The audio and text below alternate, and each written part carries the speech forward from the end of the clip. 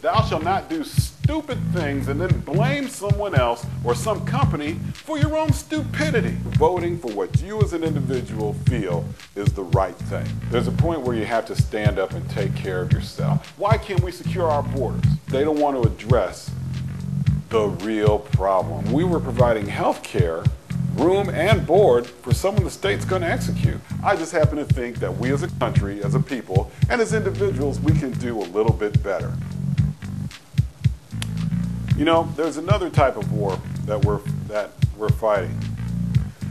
In the history of the United States, the actual soil, the actual country that is the United States has only been attacked once by another country in modern history. And that was the attack on Pearl Harbor. Now, if we use the model of war that says it must contain tanks, guns, fighter jets, bombers, planes, killing, you know, that's correct.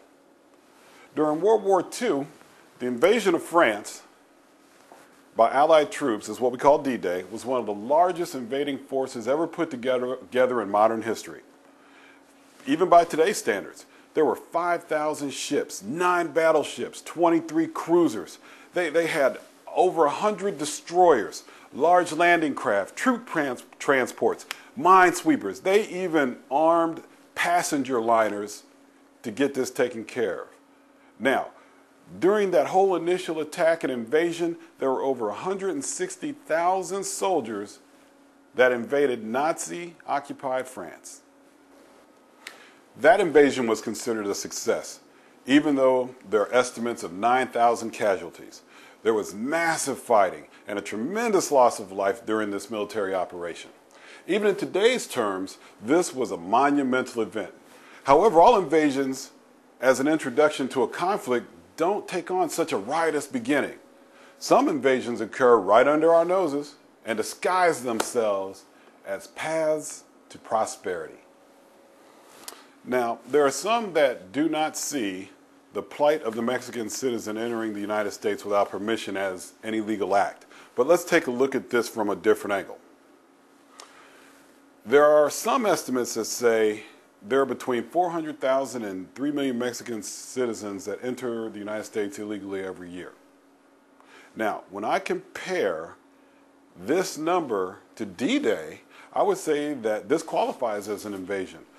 As a matter of fact, it's one of the largest in history. It's the largest in scale. The invasion has occurred and the force has taken to the streets of the United States. They're demanding changes in the language, national anthem. They're flying the flag of another country, and they're trying to tell this country that they are going to take control. That's right, we're going to attack the voting booths, and we're going to do all this, and you're going to know we're here. So how can the United States allow an invasion of this scale to occur and the enemy never carried a weapon? You know, at least the Nazis had some common sense, and they tried to repel the invasion. They tried to fight back. We're laying on our back and letting them trample right on over us. For some reason, we've identified the problem. However, we continue to let a huge number of illegal aliens stream in.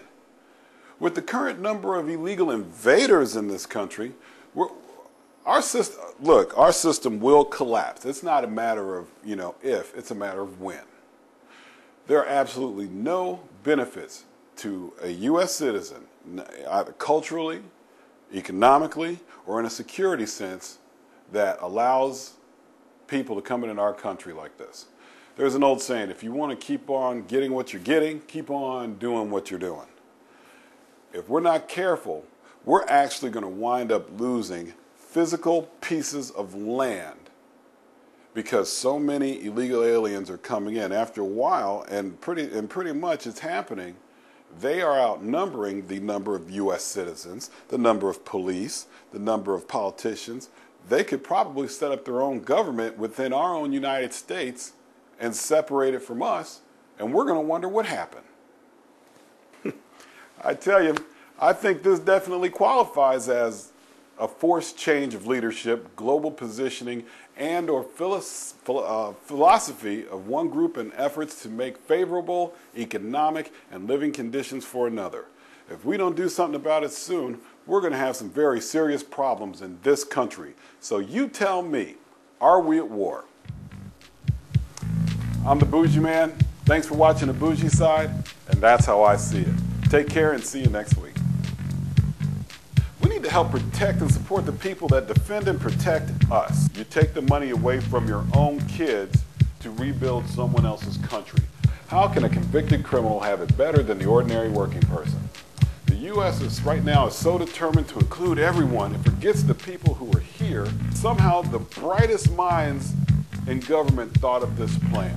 Has anyone from the White House or Congress taken a look at minority test scores? Make no mistake. I think the United States is the best country on the planet.